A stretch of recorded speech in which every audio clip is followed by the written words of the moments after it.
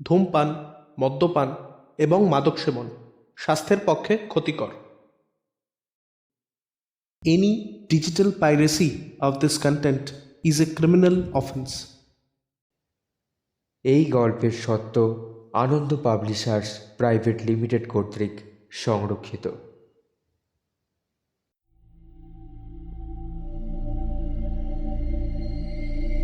স্টোরিলাইন YouTube channel presence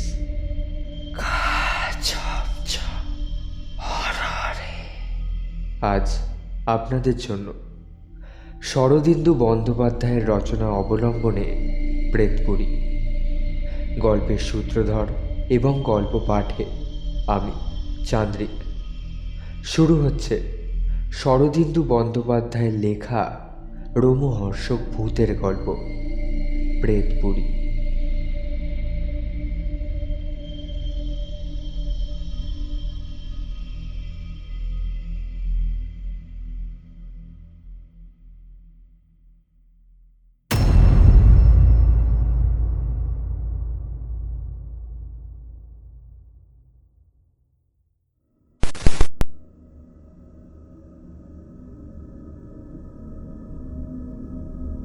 আজকের গল্পটি ভালো লাগলে অবশ্যই সাবস্ক্রাইব করবেন and don't forget to click the bell icon.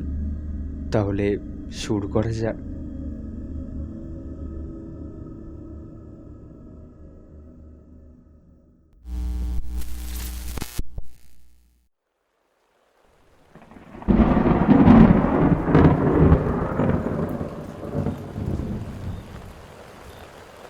সূর্যাস্তের পর শ্রাবণের বৃষ্টি আরও চেপে এসেছিল। আমরা কয়েকজনে ক্লাবের একটা ঘরে জড়সড় হয়ে বসেছিলাম। আলোটা টেবিলের উপর নিস্তেজভাবে জ্বলছিল। এমন সময় ছাতা মাথায় দিয়ে প্রায় ভিজতে ভিজতে বড়দা এসে উপস্থিত হলো। আমাদের মধ্যে একজন তাকে সম্ভাষণ করে বলল, আরে বাবা, এই যে বড়দা বাবু, আইয়ে আইয়ে। বড়দা ছাতাটা মুড়িয়ে এক কোণে দাঁড় করিয়ে দিয়ে কোঁচা দিয়ে মাথা মুছতে মুছতে একটা চেয়ার অধিকার করে বসল। তারপর একটা দীর্ঘ নিঃশ্বাস ফেলে বলল, এ ভরা বাদল মোহে শূন্য মন্দির মন। গিন্নি বুঝে সুঝে আজই বাপের বাড়ি গেলেন।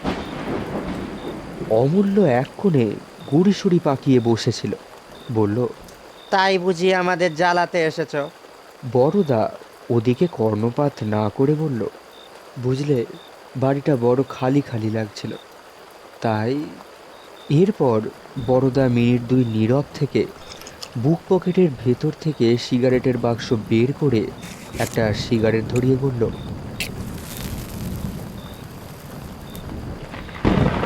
আজকের বৃষ্টি দেখে একটা পুরনো গল্প মনে পড়ছে।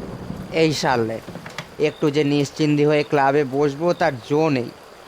আমি বাড়ি চললাম। ঋষি, তোমার ছাতাটা যদি একটু দাও। সেটি হচ্ছে না অমূল্য, আমাকেও তো বাড়ি যেতে হবে।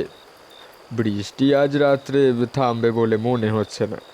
অমূল্য ব্যাকুল চোখে ঘরের চারিদিকে একবার তাকিয়ে দেখল, কিন্তু ছাতার স্বত্বাধিকারী কারোর মুখে করুণার কণা মাত্র না দেখে হতাশভাবে আবার চেয়ারে বসে পড়ল।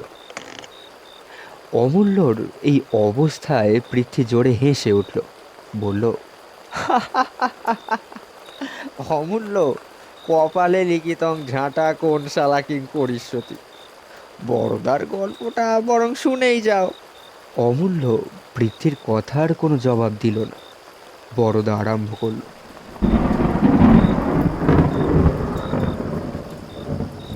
বছর কয়েক আগেকার কথা। সেবারও এমনই নিদারুণ বর্ষা। আমার এক মাস্তুতো দাদার বিয়েতে বরযাত্রী গিয়েছি। দাদা বিয়ে করলেন বাংলাদেশের এক অতি পুরনো পচা পাড়া গাঁয়ে।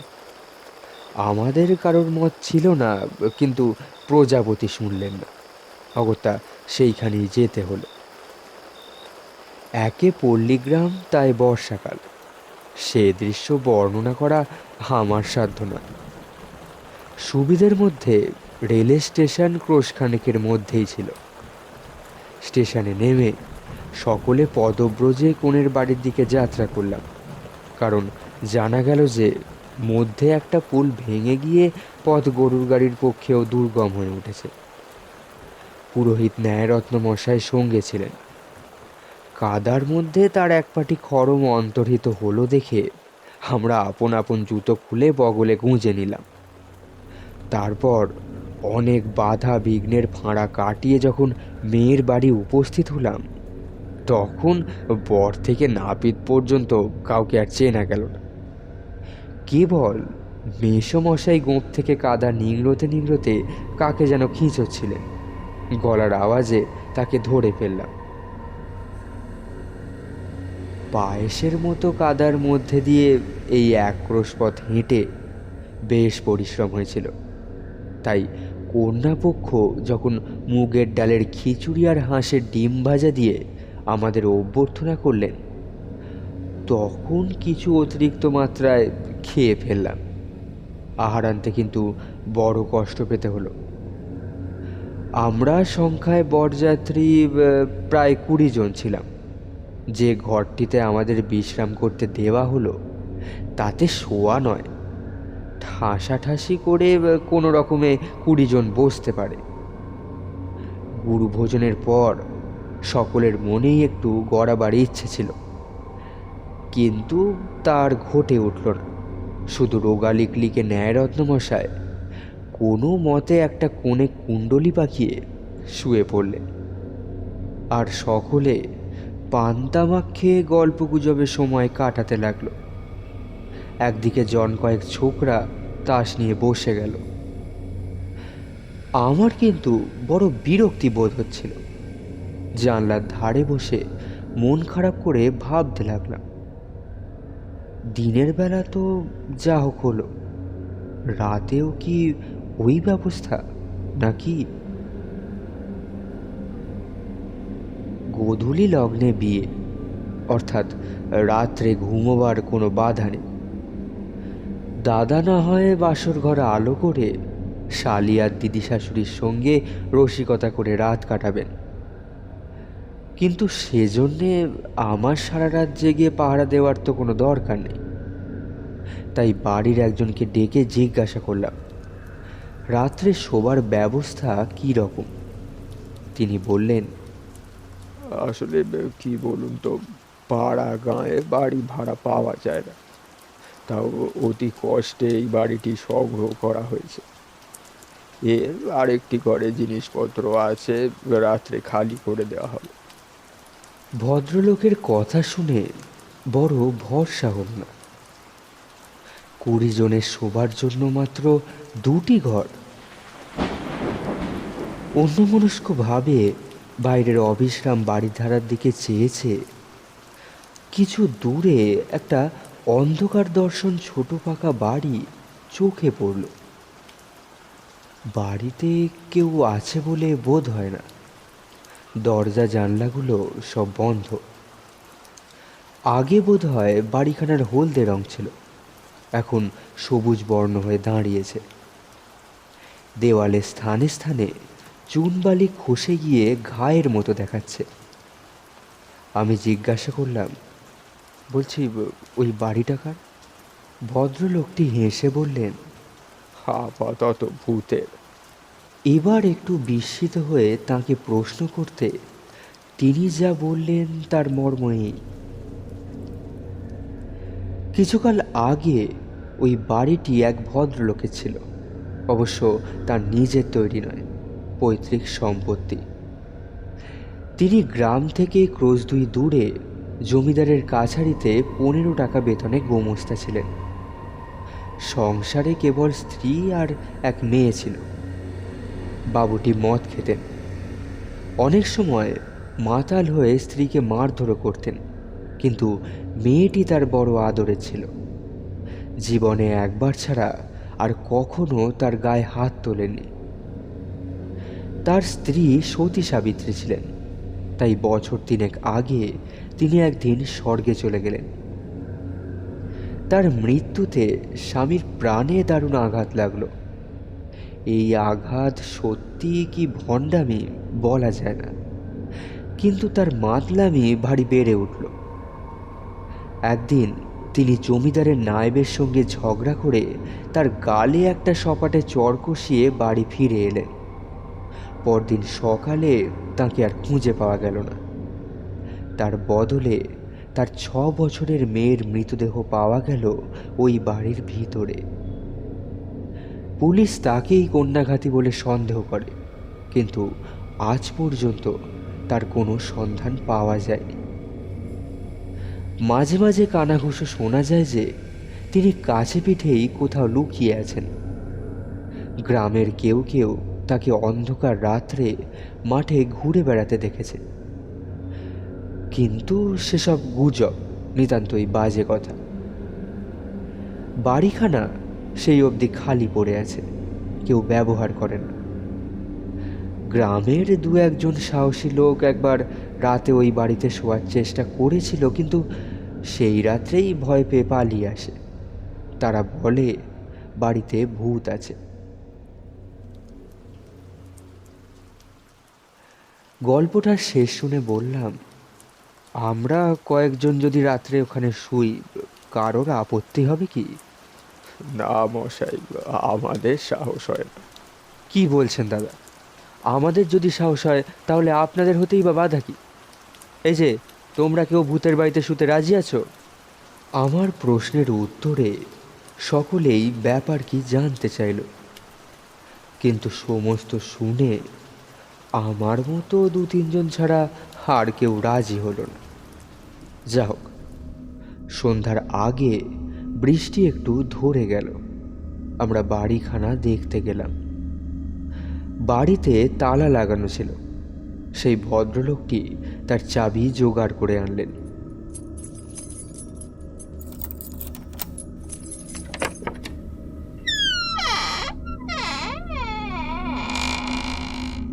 দরজা খুলে ঘরে ঢুকতেই ভিতরকার বদ্ধ অন্ধকার যেন বন্য জন্তুর মতো আমাদের ঘাড়ে লাফিয়ে পড়ল। স্যাঁতস্যাঁতে ভেজা একটা দুর্গন্ধ নাকে এসে ঢুকল। তাড়াতাড়ি পাশের একটা জানলা খুলে দিতেই বাইরের মলিন আলো ম্রিয়মাণভাবে ঘরে ঢুকল। দেখলাম মেঝের উপর প্রায় 1 ইঞ্চি পুরু ধুলো পড়েছে, কোণে কোণে ঝুল আর মাকড়সার জাল। মোটের ওপর যতদূর নোংরা আর অস্বাস্থ্যকর হতে পারে। বাড়িতে মাত্র 2টি ঘর, তার মধ্যে একটি শয়নকক্ষ। আসবাবের মধ্যে একটা পুরনো পোকায় খাওয়া খাট, আর তার মাথার কাছে একটা কপাটযুক্ত দেওয়াল আলমারি। ঘরটা নেহাত ছোট নয়, খিড়কির দিকে একটা জানলাও আছে। বাড়িটা দেখে শুনে সঙ্গীদের মধ্যে একজন হাসবার চেষ্টা করে বললেন, না মানে আজ রাত্রে আর শোয়ার দরকার হবে না, তাস পাশা খেলে দিব্যি কাটিয়ে দেওয়া যাবে। কাজ কি বাবা? ভদ্রলোকটি সঙ্গে ছিলেন। তিনি হেসে মুখ ফিরিয়ে নিলেন। আমি বললাম, বেশ, তোমরা তাস পাশাই খেলো, আমার কিন্তু আবার না ঘুমোলে চলে না। আর আপনি দয়া করে একটা চাকর পাঠিয়ে দেবেন, ঘরটা ঝাঁট দিয়ে বরং বিছানা করে দেবে। ভদ্রলোকটি এবং সঙ্গীরা ক্ষীণভাবে একবার বাধা দিলেন, কিন্তু আমার জেদ চেপে গেছে দেখে আর কিছু বললেন না।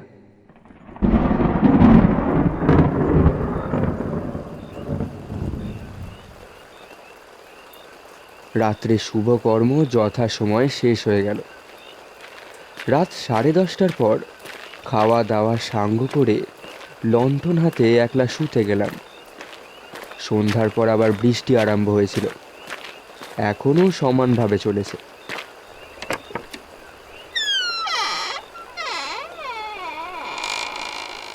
বাড়িতে ঢুকে ভিতর থেকে দরজায় খিল লাগিয়ে দিলাম।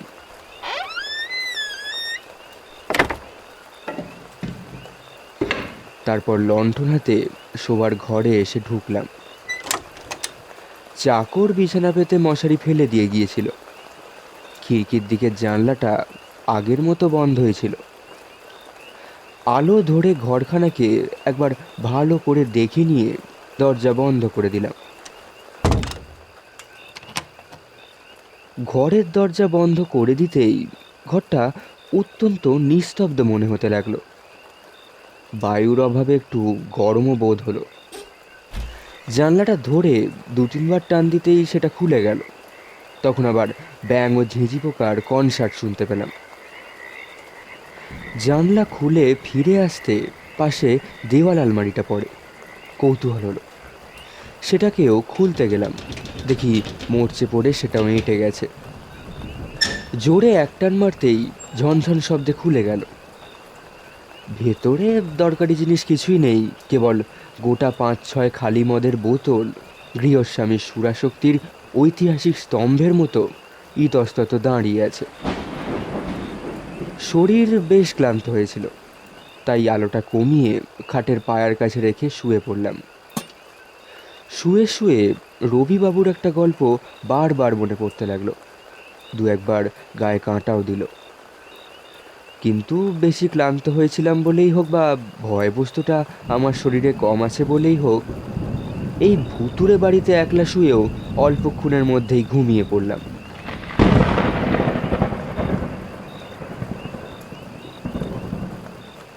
রাত্রি বোধ করি তখন 2টো কি 2:30 হবে। হঠাৎ কানের খুব কাছে একটা ঝনঝন শব্দ শুনে একেবারে ধড়মড় করে বিছানার উপর উঠে বসলাম। দেখি দেওয়াল আলমারি থেকে শব্দটা আসছে। নিমেষের মধ্যে দারুণ ভয়ে আমার সমস্ত যুক্তি, তর্ক, বুদ্ধি, বিবেচনা একেবারে লুপ্ত হয়ে গেল। এই শব্দটার যে কোনো স্বাভাবিক কারণ থাকতে পারে সে কথা আমার মনের ধার ঘেঁষেও গেল না। সমস্ত চেতনা দিয়ে অনুভব করতে লাগলাম সেই শূন্য মদের বোতলগুলো সজীব হয়ে লাফিয়ে লাফিয়ে কপাটে ঘা দিচ্ছে। সে শব্দ আর থামে না।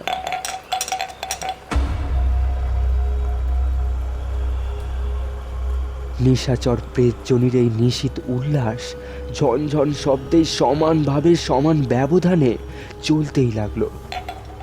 আমি মশারির মধ্যে একটা বালিশ আঁকড়ে ধরে কাঠ হয়ে বসে রইলাম।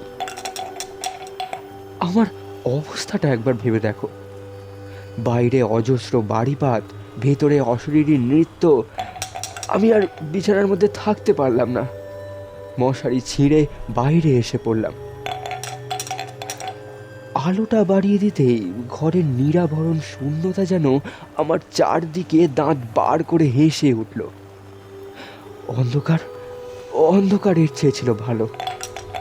মনে হতে লাগলো ওই বোতলগুলো এখনই নাচতে নাচতে আলমারি থেকে বেরিয়ে আসবে এবং তারপর যে কি কাণ্ড শুরু হবে তা তা আমার বিধ্বস্ত মস্তিষ্ক দিয়ে কল্পনা করতে পারলাম না। আমি ছুটে জানলার কাছে গিয়ে সজোরে গলাটা চেপে ধরলাম। ঠিক এই সময় আকাশের মাঝখানে বিদ্যুৎ চমকালো।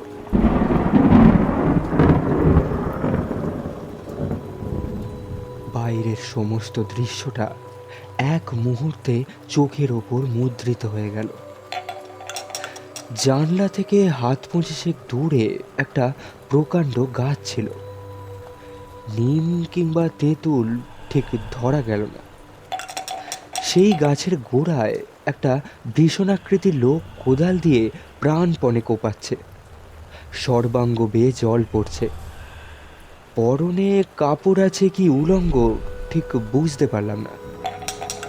কৌতূহলে ভয় অনেকটা চাপা পড়ে গেল। আমি আর একবার বিদ্যুতের আশায় বাইরের অন্ধকারের দিকে তাকিয়ে রইলাম। আবার বিদ্যুৎ চমকালো।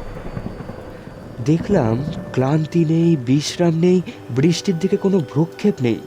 লোকটা সমানভাবে গাছের গোড়ায় কোদাল চালাচ্ছে। আর সেই কোদালের তালে তালে ঘরের মধ্যে আলমারির ভিতর থেকে শব্দ আসছে। ঝনঝন ঝনঝন। আমার ভয় অনেকটা কেটে গিয়েছিল। একবার ভাবলাম ডাকি, কিন্তু যদি চোর হয় কিংবা হয়তো পাগল। কোনো কিছু স্থির করবার আগেই না বুঝে সুঝে লণ্ঠনটা জানলার সামনে তুলে ধরলাম। বাইরের লোকটাকে সে আলোতে দেখা গেল না, কিন্তু হঠাৎ আলমারির ঝনঝনানি বন্ধ হয়ে গেল। শব্দটা এতক্ষণ সয়ে গিয়েছিল, থামতেই বুকের ভিতরটা ধড়াস করে উঠল। আবার থামে কেন? শব্দ থামতেই দেওয়াল আলমারির দিকে তাকিয়েছিলাম। সেদিক থেকে চোখ ফিরিয়ে জানলার দিকে চাইতেই ভয়, আমার গায়ের রক্ত প্রায় জল হয়ে গেল। লণ্ঠনের ঘোলাটে আলোতে দেখলাম ঠিক জানলার ওপারে একটা মস্ত ঝাঁকড়া মাথা, আর তারই ভিতর থেকে দুটো বড় বড় লাল চোখ আমার মুখের ওপর স্থির হয়ে আছে। আমার হাঁটু দুটো এবং গলার আওয়াজ তখন একেবারে শাসনের বাইরে চলে গেছে। চেঁচামেচি কিংবা পলায়ন দুই সমান অসম্ভব। তাই কাঠের মূর্তির মতো দাঁড়িয়ে কেবল ঠক ঠক করে কাঁপতে লাগলাম। হঠাৎ বাঘের থাবার মতো একজোড়া হাত বাইরের অন্ধকার থেকে উঠে এসে জানলার দুটো গড়ার ধরে টান দিল। জানলার গুণ ধরা পচা কাঠ অকস্মাৎ ভেঙে গিয়ে গড়ার দুটো বার হয়ে গেল।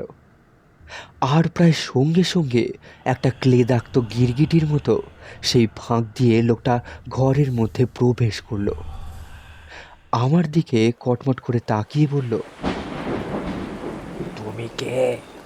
ভয়ে নিজের নামটা পর্যন্ত সব ভুলে গিয়েছিলাম, তাই উত্তর দেওয়া হয়ে উঠল না। লোকটা নিষ্পলক দৃষ্টিতে আমার দিকে চেয়ে রইল। তারপর তার মাথার চুলগুলো সজারুর কাঁটার মতো খাড়া হয়ে উঠল। সে ভাঙা গলায় চিৎকার করে বলল, তুমি পুলিশ? আমি প্রবল বেগে ঘাড় নেড়ে জানালাম যে আমি পুলিশ নই। আশ্চর্য, লোকটা তখনই অকপটে তাই বিশ্বাস করে মাটিতে বসে পড়ল। কোমরে একটা শতচ্ছিন্ন ন্যাকড়া জড়ানো ছিল মাত্র। একবার ঘরের চারদিকে তাকিয়ে বলল, 3 মাস মদ খায়নি, বুকটা তেষ্টায় ফেটে যাচ্ছে। আমাকে একটু মদ দিতে পারো? বেশি নয়, বেশি নয়, একটা গ্লাস। এমন বুক ফাটা মিনতি আর কখনো শুনেছি বলে মনে হয় না। বোধ হলো মদের দুর্নিবার পিপাসা লোকটাকে পাগল করে দিয়েছে। একটা সন্দেহ গোড়া থেকেই আমার মনে উঁকি মারছিল। আমি বললাম, মদ তো নেই, কিন্তু আপনি কি সেই লোক?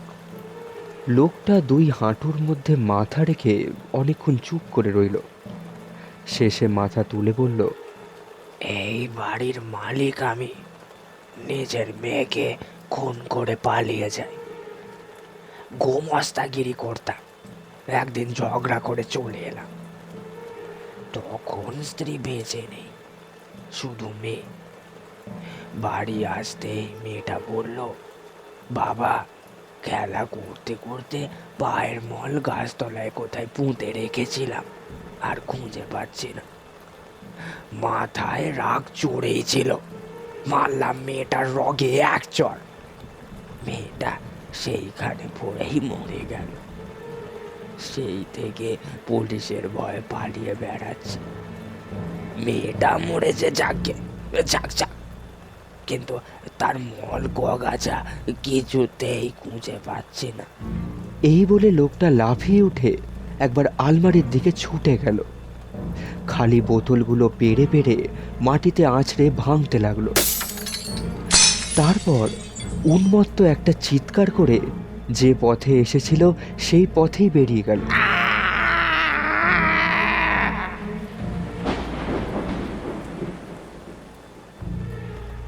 মিনিট 2 ঘর একেবারে নিস্তব্ধ। তারপর আলমারির কাঁচের কপাট দুটো সজোরে শব্দ করে উঠল। ঝনঝন ঝনঝন।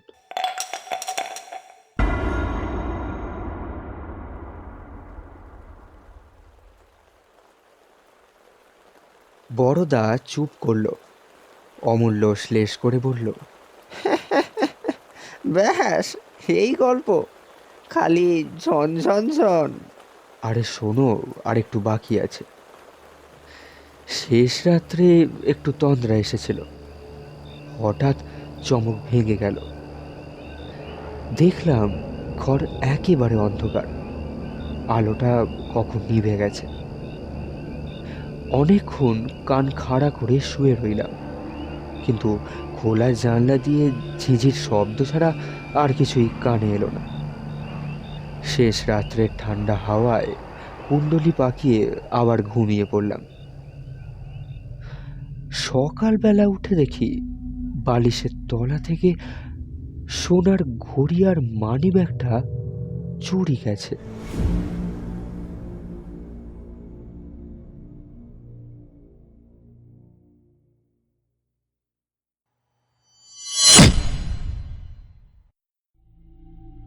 শেষ হলো শরদিন্দু বন্দ্যোপাধ্যায়ের রচনা অবলম্বনে প্রেতপুরী।